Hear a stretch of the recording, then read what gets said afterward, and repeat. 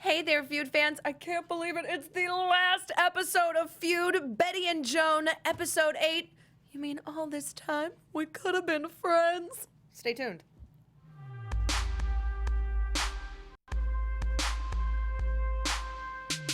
Raindrops falling on my head, and just like the guy's I know. It went from smile to just. The sky is crying too. I know. It is sad. It is sad. But this was a sad episode. It was. Welcome everybody to the final episode of Feud, Bette and Joan. Episode 8. You mean all this time we could have been friends? I'm your host, Elena Jordan. You can find me on Twitter at Elena Jordan and on Instagram at That Elena Jordan Girl. And today I am joined by... Hey everybody, I'm Lisa Mason Lee. You can find me everywhere at Lisa Mason Lee. And my name is Raquel Harris. You can find me on all social media at Raquel Harris TV. So guys, what are you thinking overall? It's sad. It's very, very sad. I didn't think that they were going to move into that part of the future of Joan. I didn't know that they were going to go that far, but I guess they had nowhere else to go, so. Yeah.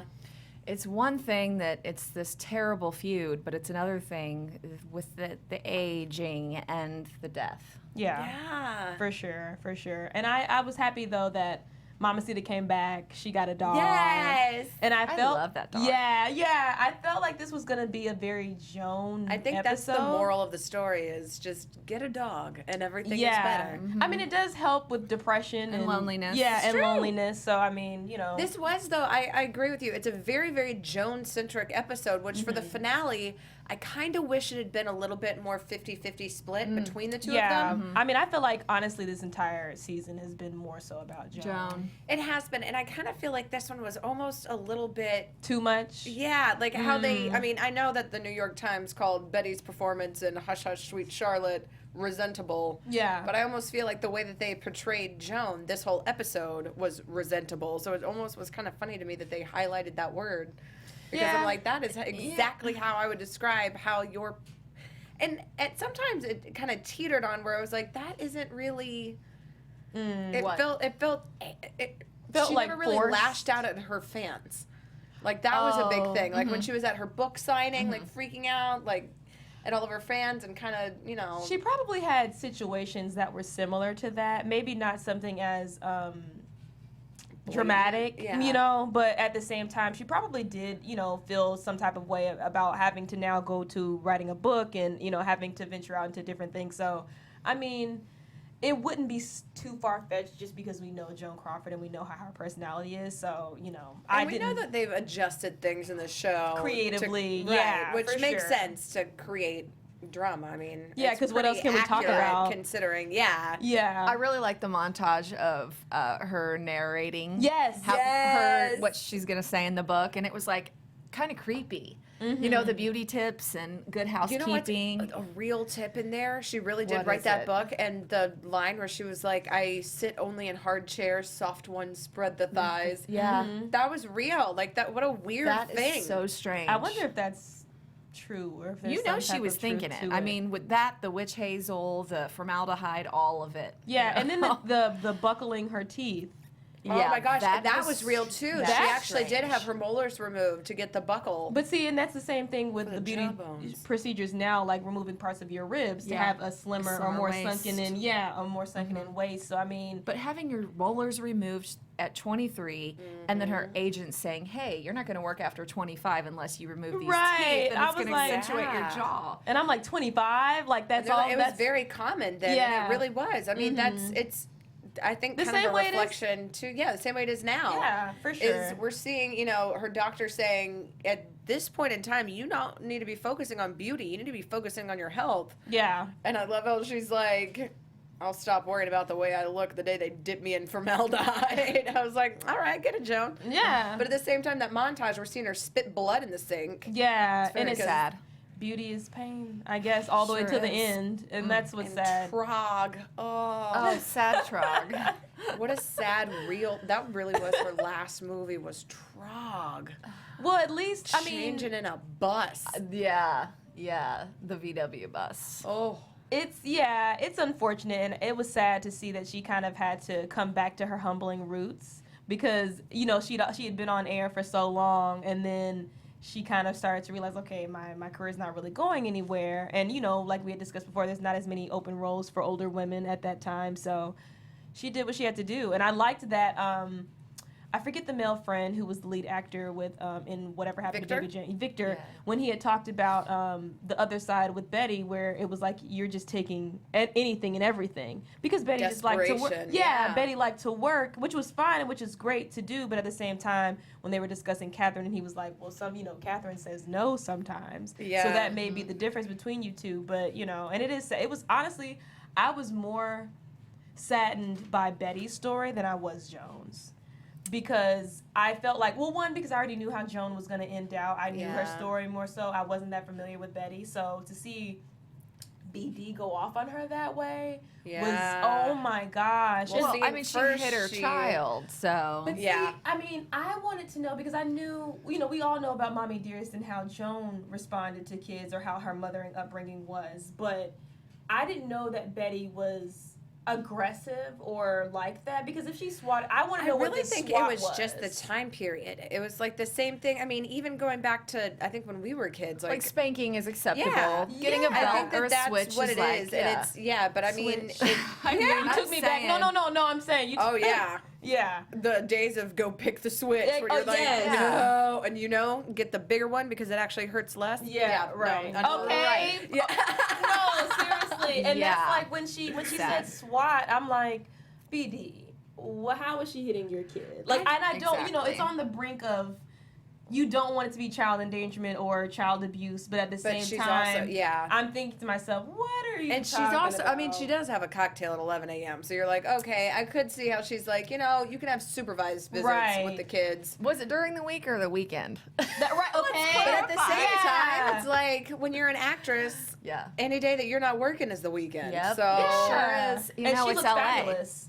Yeah. She did. She looked but I think that amazing. was such a perfect parallel, too, of her daughter with then talking to Joan when she's talking to her own daughter and, trying to say, have you talked to not your twin, but your oldest daughter, Christine, and about the book. Yeah. And I didn't know that she was offered an advance copy of it and that she just chose not to read it because I she heard said that it a would hurt while her. back, like years ago, like when I was probably like 16, about that she had gotten a copy of it. But, I mean, I wouldn't want to read it either at that point in her life. I wouldn't want anything else negative to even have to think about, because she's already, she's going through an insane moment in her life where she's seeing things, she doesn't really know who to trust. I do think it's kind of cool, though, that they had the tie-in with the book and the Mommy Dearest, then talking about Faye Dunaway and bringing in Betty's big feud with Faye Dunaway, because that was something we'd mentioned on the show before, is that they had, she had her feud with Joan, but that was out of respect. Yeah. She hated Faye Dunaway, just like blatantly. So it is kind of ironic that ultimately Faye Dunaway is the one who portrayed Joan in Mommy Dearest after her death. Yeah. And it's kind of sad that we do see that moment where Betty starts to call her to warn her about Faye, really just an excuse to call her because Victor is saying, you need to call this woman. She's got cancer. Whether or not you say you're cockroaches and you're going to She lives on forever. I do love that line though. But still, it's like, it's really sad because they took it literally to the grave. Yeah, and that's unfortunate. Just calling and not being able to say the words. Like, I'm sorry, or do you need anything? I mean, but I honestly, too, I feel like Joan had kind of lost it a little bit. Like, well, we see later, when she just totally loses it. Yeah, and I'm happy that she had someone, like Mamacita was there to help her kind of come back to reality, literally. So, I mean, it was sad seeing Joan go through that, but at the same time, I don't know. I'm happy, though, that she stopped taking submissions for roles. She needed that alone time. It was I'm surprised she came to that point and decided that. And I really liked that montage where she was having her delusional night moment, you know, by herself there, but it was very American Horror Story. I thought Yeah. the cards, I you know, and the loved cocktails. that scene. I absolutely loved that. I think that might have been my favorite scene of the series, just because it felt so Ryan Murphy. I'm with you, Yeah. like 100% American Horror Story. The quotes were amazing. Oh, The dialogue. yeah. I'm like, I can't even keep up with the notes Just for when this one. one of the saddest is when she's talking about, you know, when they're saying, you know, tell them what they did to you. Right. Yeah. And just flat out say it, and she just admits, I don't know who I am when I'm by myself. Even now, when she's by herself, Which is so crazy she's because being herself for these other people. absolutely, Yeah. which is sad because when you're alone, that's when you're supposed to be completely you. Like, just science has shows that you're yourself completely. Obviously, you should be yourself when you're by yourself, but. And it's weird too that Hedda and Jack were the ones that were there, which is the two people who created who she is today, Yes. and really ultimately the people who used her for her fame and for her talent, and to see them being the ones that she wants to sit at a table with is, you know, it still feels Well, she like just needs that closure. I mean, Betty shows up Right. and she's saying, "What is she doing here?" And they're, you know, be friendly. We're having a party. Mm-hmm. And then flat out asks, you know, Betty is the one who says, "I think you two should apologize." yeah. And they said, okay, we will. And they said, On the count of three. Yeah, 1, 2, 3. And just start laughing. laughed. And that's very, like, deep-seated. You It know? really It's is like that her own psyche. If I could do it all again, if I knew how much this hurt you, I'd still do it the exact same way. Yeah. And then laughing it off, but it's like, man, that really is. the dark side of show business. I mean, it can be, not for everybody. Yeah. Especially when the back lights then. go off, actors are like a Christmas tree. You just watch the needles fall. Yeah. And Oh, it's, I mean, and these it lines in here. goosebumps. I know. Oh, it's every line. I'm like, writers, just Emmys. yeah. Throw them. Just throw them into the crowd. Just throw them. At Be like, here, catch all of Yeah. you guys. yeah. For real. It's So you good. know, but it sucks because she sitting across or talking to the two people who gave her most of her pain, she still feels like she owes them something. She still wants to kiki and fake the funk with them, even in her imagination. Right. And that's what's it just, I don't know. Her last moments are still trying to prove something. Yeah, or be great, or just not. She doesn't see her children that love her. She Yeah. doesn't see Mamacita. She, you know, calls for Mamacita, who ends up bringing her back into reality. But Yeah. she sees these people that, yeah, she's just, as she's been saying this whole series, it's never enough. Yeah. It's never enough. Even now, a week before her death, we see her delusions are just... But at least she calmed down a lot So because when what the sister that visited her, I forget her name. Oh. Yeah, who was that? Which one? It was the I couldn't tell... Not Christine. I forget what her but- name was, but well, she was It was adopted. a Kathy? Yeah. yeah, okay, Kathy. yeah, Kathy. Yeah, I did She- write It was that either down. Kathy or Cindy. It's Kathy. I think Kathy, right? It's She- one of the twins. I'm like, I don't know. Kathy Yeah. and Cindy Oh, are the right, two. right. She said Kathy. Yeah. But when she visited her and she was like, you know, you could tell that she had calmed down with her old age and insanity. Yep, because she became a little soft. yeah, and she was like, no, let the kids slide on the floor. It's okay. Yeah. You know, what difference is it going to make? And, you know, and it is sad. I would hate to see my mom becoming a delusional like that. That would break my heart. And regardless, and still what I liked is that Kathy was like, no, we want you to understand that you were the best thing that ever happened to us, that you chose us, you know, from all the other kids in the orphanage, and that's, you know. But I think it also shows, too, just how sad it was that time period where when she adopted Christine, it was partially for press. And then Yeah. also, which we see in Mommy Dearest, but it's also just at that time, you were expected to, by that age, be married with a child. Yeah. Yes. And if you didn't have a child, then you adopt a child. You should have a child in the picture. Or at and least you can be tell. married.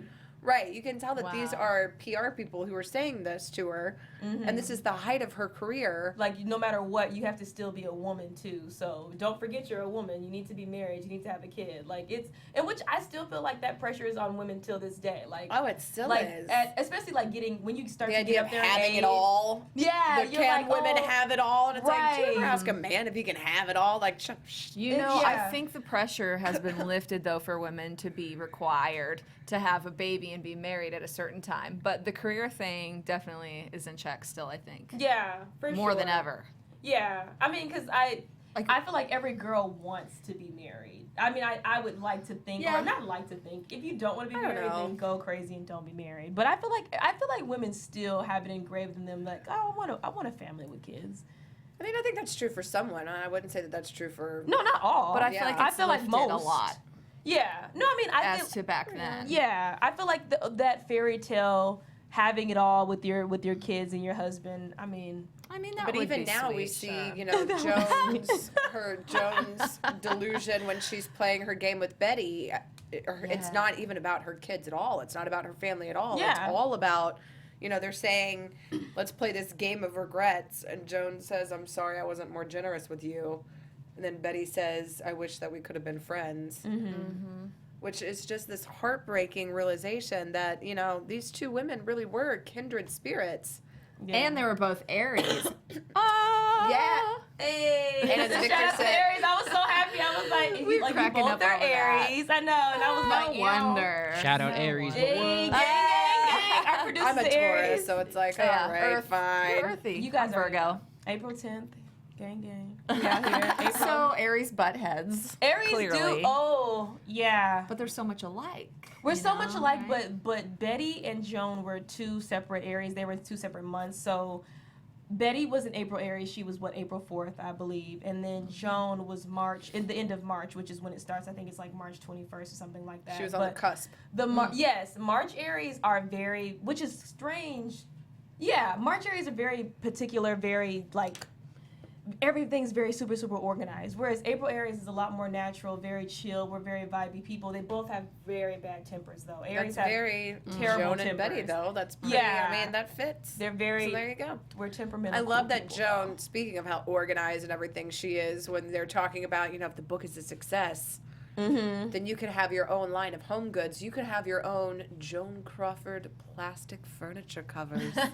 Hey, though, like, oh, I I'm here like for that the very coin. much. Yeah. The coin is amazing. Like, I mean, if I were Joan, I would definitely jump into different adventures and But say, hers is even less, I think, about the money and just about the prestige. Like, she really wants people to want her advice. She wants people to want Joan Crawford. well, no, that's what I'm saying. Why Covers. not? You should. That's Right. If you're not making money as an actress, jump into something else, and people are gonna want it because it has your name on it. So, if anything, or She do just acting loved- classes, I mean, or opening having up an where- academy. And I think that we saw a little bit of it with Stan talking to her, but he could have spun it a little bit more, I think. Her agent. Yeah, her agent. When he's saying, you know, I don't think that Trog is a good idea, but she's saying, you know, oh, it's a scientist. I almost played Madame Curie. And he's like, this is a crappy B movie. like C movie. D movie. D, Like yeah. it's just garbage. Yeah. And if he would have led with, you're an icon, you're too good for this, only focus on the book, this is going to sully your career, go with Joan Crawford, you're the name, go out on the high note. Her book probably could have been a success, I think, but who's going to take advice from the ringmaster of Trog? Yeah.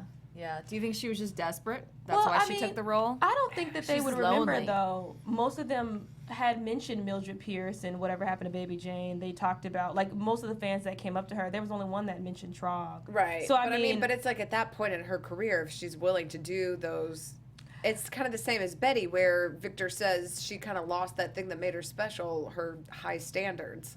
And I feel Right. like we saw the exact same thing with Joan, is now she's doing this crappy movie, whereas she wants to be kind of this new Martha Stewart-esque Yeah. persona. And nobody's going to listen to Martha Stewart if she does a crappy D-list horror movie called, well, maybe at this point, probably. Well, Martha got a lot going on. Martha in her career has had a lot going on. So, I mean, That's true. we can listen to a lot of different things from Martha at this point. She's out here. But, When in doubt, just call up Snoop Dogg and be like, hey, do you want to make a show? hey, I mean, I would. With Snoop Dogg and Martha Stewart, that Yes. combination is hilarious. And you know, Snoop Dogg would be stoned all the time, so any food that you make, he's like, this is the most delicious thing I've ever had, and he means it. Yeah. So, And see, well, Yep. yeah, no, this episode was interesting. I don't know. it was a lot of really, really sad, I mean, even just, I think that Game of Regrets, I think is that could have just been the title of the whole episode and really the whole show. It's because it was just a little too late. And Mamacita, when they're interviewing her and she's saying all these people came to her funeral, she had this big grandiose funeral, but when she was alive, when she needed them the most, They weren't there. nobody was there. I And feel like, I so mean, it just kind of makes you reevaluate some things where you're like, okay, like. Oh yeah. Oh, well, yeah. I mean, not that right. You wouldn't be able to know who's going to be at your funeral. I mean, No, but right. But still. no. I mean, yeah, of course. Like you'd hope that people would turn up to your funeral and not be like, I'm just here just to show face. Because who are you showing face to at that point? But I mean, like, Ryan has just really shined a light on the dark side of showbiz. It's really amazing. Just like from the beginning to the end and everything in between of how it goes. I can't believe that they use, well, I'm glad that they used the real quote when they called to ask Betty about Joan when her death, when they said, Joan Crawford died this morning, and we see that kind of abrupt whatever. And we see it really is a defense mechanism that she throws up those one-liners, because later on she is calling Joan a professional and she's saying, I'm not going to say these quippy mean things about her. But her very first response is, my mother always said, never say bad things about the dead, only good. Joan Crawford's dead. Good. I think out of the both of them, Betty's the more moral. She's still... Like, Joan was like, I don't like you, I don't care. Like, she might hide it and say that she doesn't like you, but she does, but she will never let you know that. Whereas I feel like Betty was more so of, I don't want to be this bad person, I'm just being this bad person because you're being bad to me. She is kind of a little bit more responding instead of instigating. Like, she doesn't want, I don't feel like Betty wants to be the person that she was throughout her relationship with Joan. I think she was like, you know what, I'm going to fight fire with fire, and you're not going to beat up on me, you're not going to bully me, I'm going to stand up on my own. So, Betty, we just had, this episode just heartbreak after heartbreak after we see Betty and goes and sees her daughter, Margot. Yeah. And then she's saying, I'm going to write you all of these letters, and I'm going to put them in a special chest for you. I just found the letters that my mom had written to her friend, where she basically was just calling her selfish and horrible and saying all these awful things about her. And she says, I thought she was my only friend, but really I was alone. Yeah. That is one of the most painful things that I think I feel like Hollywood is very lonely. Like, especially if you... Because you kind of have to be, but you don't want to be, because you want to be cool with even people. your own mom. Like, I mean, that's like for your own mother. Yeah. For the one person that you thought was your best friend no matter what, to find out that even she was calling you a burden. I mean, but these are women who are, they only had children, they only got married, they only did what they did outside of their acting career because it was just an image. They didn't really feel the need to do it. They did it because they felt like that was going to push them further. Well, no, this was Betty's mom. Betty's mom. Betty found letters her mother had written about Betty. Oh, okay. Saying that. Well, no. So this is Betty talking about her own mom. She said, I thought that my mom was my best friend, but I just found these letters. She's been writing about me. She never said anything to me, but she's been telling her friends that I'm a burden and that I was a horrible daughter, basically, and that I was selfish. I'm thinking about... Yeah, no, I mean... So then we find out that Betty, this whole time, she at least had her one good relationship was with her mother, and then she finds out before she dies that her mother was saying horrible things about her behind her back, and just the most heartbreaking sentence. Well, I mean... that she was completely alone, didn't even have her own mom. But I think that really shows some vulnerability with her talking to Margot, though, because we see her, even though Margot can't really respond as much, we see that real love that she has for her daughter, where she's like, I really do love you no matter what. My mom, I found out, said these horrible things about me. You're going to find letters where I say nothing but great things about you. Because, I mean, that's just, that's so heartbreaking. But I guess in my mind, I'm just like, why do we have to come to this, like, at the end of it? Like, why can't you realize this a long time ago? Like, why do you have to wait until you're almost dead? Yeah. Like, why is it that it's like, I have no one left, so let me now be a great person. I have cancer, I better soften up and apologize. Yeah. Like, I now want to be a great mother to you. Well, because they're now confronted with their own mortality, whereas this point, because they're actors, they kind of have the mentality of you have a million lives. Every time you get a new role, that's a new life. That's a new life. You have, you get this this immortality complex, this kind of God complex, and then we cut to the 1978 Academy Awards, where we're seeing the in memoriam, and it's just flash, flash, flash, boom. And Olivia, Joan worked for 50 years in show business, and she gets two seconds And then Betty, that's all any of us are going to get. And then it kind of sinks in where they're like, you know, this is fleeting. Like, this is 2 seconds. I thought that was a little dramatic, though. It was, but I mean, I liked it. I liked it, but it was a little dramatic in the sense of like, nah, you have movies, you have a legend, like you have everything that you're leaving here. Like, of course, for the dramatic effect of it being the finale, we have to say like, okay, you only had 2 seconds of fame, but you really didn't. But think about, I mean, how big a deal the Academy Awards were to these ladies, and how there was this whole episode dedicated to... It was everything. It was everything. It was the night. It is the most important thing. And then you're recognized at the Academy Awards. They show your face, picture. And then it's gone. I mean... And like, not even trying to be negative. It's just more so of like, we have hundreds of people who have died in that last year or whatever else. But I think it was just the metaphor of it, of like, for sure, all of Hollywood history. I really agree. Are just a blip. No, I totally agree. I just in that moment while I was watching, I was like, all right, we're being a little extra right here. But yeah, for the metaphor, for the point of it, for like the idea or the message that it was trying to convey. Yeah, of course, I totally agree. But I was just like, well, we're still talking about you. We have an after show. We have like, you have this legend where it's like, it's going to live on forever. I'm 24 and I'm still talking about Joan Crawford before AfterBuzz. But at the same time, like, they don't know that at that point. And Joan is so delusional. She, even at her book signing, is, you know, saying, nobody's here because they care about me. They're all here because they're mocking me. Nobody really is here for any real reason. And even the fan who comes up and brings the photo from Baby Jane and is saying, this is something that was special to me. Because they're fighters. They don't give up. They stood up in the face of adversity. They never backed down.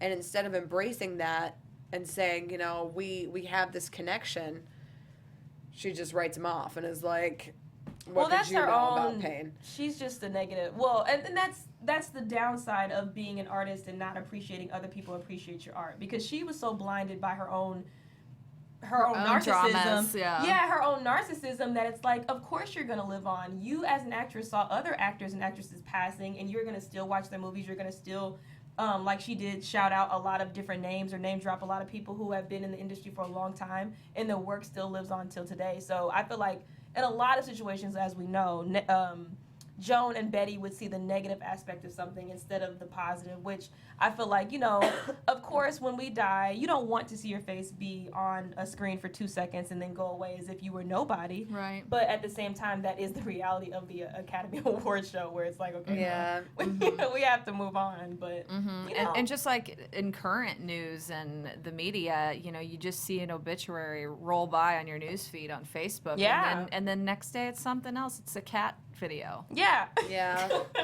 Right. But really, for Joan, I mean, for her death, I think, was her retiring. Like, that moment that she made that phone call to Stan and was like, stop submitting me, I'm done. That was really, I think, because she just lived for her work.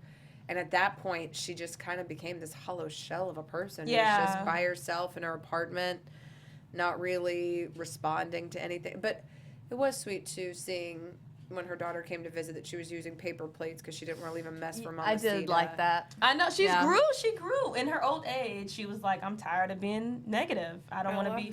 I liked her OCD clean life. I liked that she was all about keeping house. Yeah. It's that March Aries. Yeah. April Aries is very chill. It was cool too seeing the intercuts of the different interviews and everything, and getting to see Paulette kind of kick off the episode, and you know, her talking about how she's a doormat that is holding up the whole house and going into documentary instead of, which I like to think that Paulette has a happy ending. So but I think probably one of the coolest things was her talking about the Kanariki, which I didn't even know about. Like, the Japanese women at the age of 60 will put on the hat and then the red hat and then celebrate their second childhood. I love that. I had no idea that exists. Me either. Yeah. No, I didn't know. I thought that was so cool. I was like, look at you, Paulette, knowing things, being a documentary filmmaker. Yeah, and I like that she wasn't afraid to go into something different other than film. She was like, no, I found more money or more, you know, excitement in the documentary part of film. So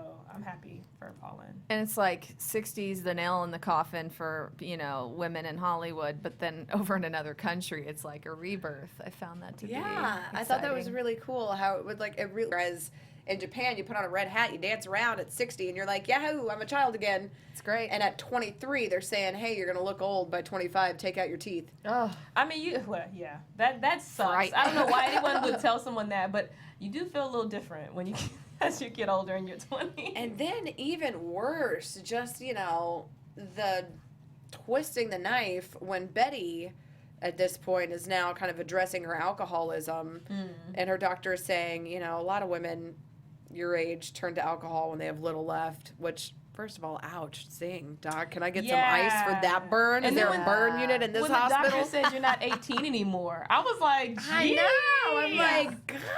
And she said, thanks.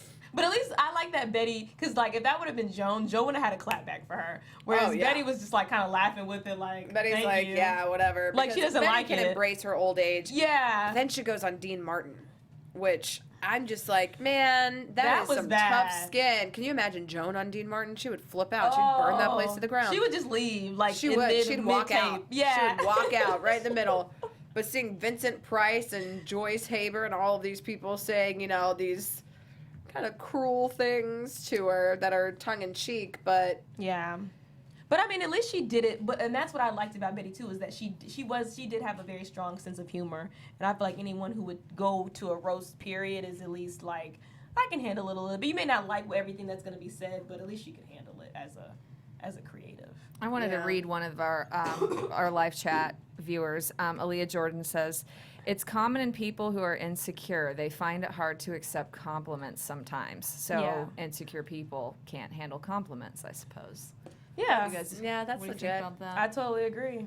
If you feel like something is wrong with you, you're never going to be able to accept it unless you one day say, okay, well, I can't change this, or what can I do to change this? And then once you find your own solution, then you won't be insecure anymore. But Well, people, too, who have grown up with a lot of backhanded compliments, like I think Joan did, Yeah. with all of her issues with her home life, boy. have really hard times taking compliments because they're waiting for the second part of it. Yeah. The setup and then the tear down. Yes. yeah, And so Right. when the tear down doesn't come, they kind of shock. Yeah. throw it themselves. And they're like, oh, okay, well, here, let me just finish it for you. It's like people Yeah. who thrive on drama all the time. Well, see, in and I think- relationships and Yeah. life. And I think it's with women too. Like we'll be like, "Oh, you look so good in that dress," and they're like, "Oh, What no. do you mean? I look it good." looks so bad. No, I feel awful today. Like I don't think that Yeah. anyone really more so, but more so women in particular, don't know how to take compliments, don't know how to feel complimented for being good because we have so much pressure for us to look in another type of way when we are trying to still figure out ourselves. Well, again, Hollywood, especially too, where these women are being told consistently, you're not enough and nothing is enough. And whether you're the prettiest or whether you're the most talented, you could always be whatever other adjective that somebody else is more of that. Yeah. You're not enough of that, so you could always be more. Yeah. So when somebody gives compliments, I think, to Joan, it's hard for her because she sees, okay, well, that's what this level is, but it should be even more, and I'm not hitting that. Yeah, which you are, but at the same time, because you're different, everyone's different. She just can't see it. Yeah, and variety it doesn't mean that it's better, it just means that it's different, and that's why it's here. But I mean, it's like I said, it's a very big issue within the female community because we are, I feel like, the hardest pressured the hardest to be different or to have a certain cookie cutter image. So I mean, it sucks because that's obviously continued into 2017 still, and it'll probably get even worse, especially with social media and all these different magazines telling you what you should look like. So it's difficult. But Joan, I felt like she was the most beautiful woman of that time, or at that time, seen as the most beautiful woman. So she probably had it easy. Betty, I feel like, was like. I keep thinking of what beauty treatments those ladies would be doing in 2017. Oh, I feel like Joan would gosh. look gross. Joan, She'd have to look Joan would have gross. destroyed herself. Yeah. by this Picking point. I and think so, pulling too. and then She would look like a mutant. I could just Yeah. see her in the those cryo tanks, just like freezing it, freezing her whole body. Yeah. Even when I see people with plastic surgery now, it's like, it looks so bad. Like, There's because some what is really everything? bad bad. Yeah, the people who just can't stop. When it's like They just keep going back and back and back, and it becomes like plastic surgery where you're like, oh. Where it's like on sight noticeable. You're like, you kind of look like a Barbie doll that's been left in the sun too long. Like, but not even, because at least a Barbie just doll a little like, melty. still looks normal. Like, you're a human with plastic features. Oh, that just weird. doesn't. But do you think that they feel kind of like Joan did on the inside? Oh, yeah. You know? 100%. That's why I think, it's this show, I think, is a great, perfect parallel to modern day, where it's showing kind of the extremes of this situation, that these two ladies, their real life that they had, and how it just is echoed time and time and time again, and how these same themes and mottos are repeated, and this whole Hollywood mentality of, we don't know if Hollywood attracts or creates narcissists, but either way, they're there. They're here. They're there. And they're here to stay. And it just kind of keeps going. So it's, and just the same double standard of beauty and the same double standard that we're seeing, and kind of these ladies pitted against each other for this, there can only be one female mentality. So I love Ryan Murphy for making the show. Oh, yeah. I think the perfect way to end it was that last scene where we have the documentary, and after Betty saying, no, I'm not going to be part of this, I'm not going to talk ill about Joan, and then we have somebody say, I want to know what it was like that very first day that they were on set. That's what I'm interested in. Yeah.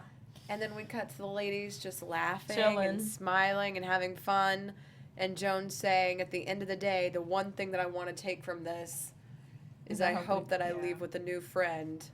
And Betty's like, Still so, like, I don't know. Apprehensive, but, like, me too. She's, like, accepting. Yeah, like, I want that, too. And it easily could have been that, and everything went down super awry. But, but also, too, we have to remember that their feud didn't start with whatever happened to Baby Oh, Jane. it was before. Right. It was way prior. So but we'd never know, when they like, were together, and, I mean, they were complimenting each other. Yeah. The whole time on set, too. So it was really cool seeing the progression of it on the show, and I think that that last scene, or that last photo of Jessica Lange and Susan Sarandon to the real Joan and Betty. Yeah, I was so like, cute. oh, I loved it. Perfect way to end it. Yeah. I was like, wow, Betty smoked about 100 cigarettes a day. Yeah, geez, man. It's like, okay, well, no wonder she never Normal. stopped working. She had to afford all that nicotine.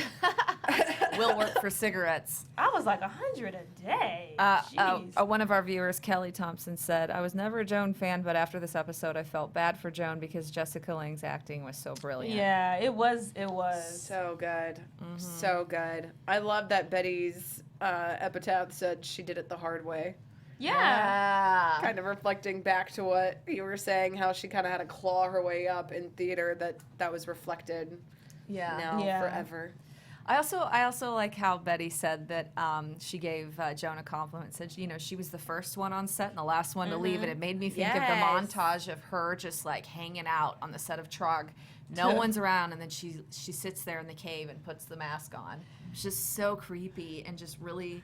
I feel like she not felt like she lost it. Like she literally was like, what am I doing? I felt like she knew that was beneath her, that film was beneath her, and she just said, like she had said on the phone, I need to work. Like I need to feel like I'm being used. Yeah. And which is a After great she had thing. turned down Lady in a Cage for being too hokey, which Olivia ended up taking. Yeah. Ultimate irony, then takes her. She sure did. Hush Hush Sweet Charlotte. Yeah. But it's sad. I didn't want it. Like when I saw her put the mask on, it like you want to laugh at it, but it's very depressing. It's heartbreaking. It's very depressing because she just. And you really do see that she kind of becomes this like zoo animal for these Hollywood producers, the people who, as Hedda says, are pulling the strings. Oh, that quote too. Mm-hmm. What'd she say? Oh, you don't want to be talent. You don't want to be You want to be the one pulling the strings. Yeah, something about that. Behind the scenes, pulling the strings. Mm-hmm. But see, and it's crazy because with everyone knowing that, even while acting in the industry, no one really does or takes the opportunity to try to change it. I'm sure they are now. Like our steps have been taken to change that, the way things are now. But I think it's crazy because it's a club that everyone wants to join, and they're okay with everything that the club wants them to do. Yes, it's very cult-like, and I think it's depressing because with every new artist that comes or moves to LA or to Atlanta or to an entertainment industry or Haven, you want to not go in saying, okay, I'm going to be used, I'm going to be just another taken advantage of. Yeah, just another face, a 2-second, fame. And because everyone just goes along with it, it's like, I don't want to be that person that has to innovate a different way of doing it. They just kind of go along with it. So I mean, I don't know. I think it's depressing, but it's something that Hollywood should probably look at. But who knows? Well, that's why I think that's why Ryan Murphy is making this show, highlighting because he's saying, look, these are issues that still exist today. We should be done with this by now. This was decades ago. But it just went by so fast. That's the only thing is 8 episodes was too short of a season. Looking back on the season, did you guys have any highlights, any moments that really, really stood out for the whole series? Oh my gosh. I'm trying to review every episode in my head. Right, all over again.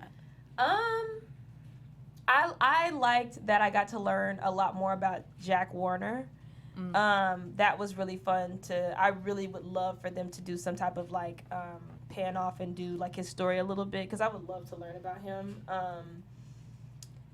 I guess, and I also would have liked to learn, or I wish that we could have kind of seen where the book, a little bit more into the Mommy Dearest book, and saw how she would have reacted to it. But it's not all about Joan, and that I feel like we already feel like it's already about Joan right now, so that probably would have took it off in another direction. But honestly, if anything, it taught me how to deal with things in Hollywood on a different scale. To see, especially if you see another female reporter or whatever your craft is, just how to deal with things, how to be pleasant, how to not start an issue that may not have been a big deal in the beginning, because I feel like people are super, super sensitive in LA, and you don't want to brush anyone in a certain, because you just never know. You never know who's listening, who's talking to you, and that does kind of change or create a paranoia, because you just never, you want to be this cool person, especially and I know you're Southern, right? Yeah, and we're Midwestern, so we come from these, hey, how you doing? Hold the door. Yeah, say good morning. Thank you. How you doing? Exactly. I mean, Kiki, shout out to Kiki for not being here, but she's from New York, so she kind of she already knows a little bit. But for me, coming to LA is a whole other beast, and I went to school in Chicago, so seeing that entertainment industry and then coming here. Even though that's a big city, there's a good market in Chicago for entertainment. Yeah, but coming from there to here, it's wow. It's a whole different world. Yeah, and they're 2 huge cities, but you just never know. It's very different. Yeah. What about you? Did you have any scenes that stood out to you? Yeah, but I wanted to say overall, I've been always fascinated about old Hollywood. Yeah. And this show is just brought back all the stories and the ghosts that we all have wondered about, and the rumors about Hollywood, and Betty going around Warner Brothers, because I think that you've worked there before and you have too, but people talk about that and when Betty was here it was like this and like that, and then when you see this show it brings all the rumors to life, and I really enjoyed that about it, and old Hollywood's just fantastic. So yeah, it is, and it's nice to be able to be in Hollywood and see old Hollywood be adapted into a series. So hopefully there's more. Yeah, it's going to be interesting. Next season is going to be Diana and Charles. So, which I'm excited for that too. That one will be interesting. Very different. Wales versus Hollywood. So Ryan said, I guess, because they had a little red carpet shindig for the finale of this show, and he said that it was going to start from the divorce papers with Diana and Charles all the way to her death. And they're still casting Diana and Charles, so I don't know who they're going to pick. So are you lucky ladies? You're blonde. Are you willing to cut it? You said that's blue eyes. You gotta get in that one piece, then that diving board thing, that whole scene. No, kidding. We're both. I feel I'm sick. Are you sick a little bit? I think it's allergies. Yeah, it's 100 cigarettes. Stay safe out there, Stay safe out there. Stay safe out on the there. internet. In these streets, these allergy streets. Well, I have had an absolute blast with you guys. It has been fun. Talking about this show. It's been awesome, too, hearing from all of you guys at home. So even though the show may be over, we still want to hear from you guys. So keep the conversation going. Yes. Where can we find more from you guys online? You guys can find me on all social media at Raquel Harris TV. Again, my name is Raquel Harris, and to follow me on my blog every single Sunday, Raquel Conveys comes out every single Sunday. I hope you enjoy, subscribe, all that good stuff. And you can find me everywhere at Lisa Mason Lee. And thank you so much for watching. We've had a really great time. Yes. And I'm Elena Jordan. You can find me on Twitter at Elena Jordan and on Instagram at That Elena Jordan Girl. And we won't see you guys next week, but we'll see you next season. And we love ya. Thanks, Mwah. Bye. Shout out Kiki Boo Boom. From executives Kevin Undergaro, Dario Kristen, Tiana Hobson, and the entire BHL staff, we would like to thank you for supporting Black Hollywood Live, the first online broadcast network dedicated to African American entertainment. For questions and comments, contact us. info@blackhollywoodlive.com. Like us on Facebook, tweet us, or Instagram us at BHL Online. And I am the official voice of Black Hollywood Live, Scipio. Instagram me at KingXOBay. Thanks for tuning in. Hollywood redefined. The views expressed here are those of the host only and do not necessarily reflect the views of BHL or its owners or principals.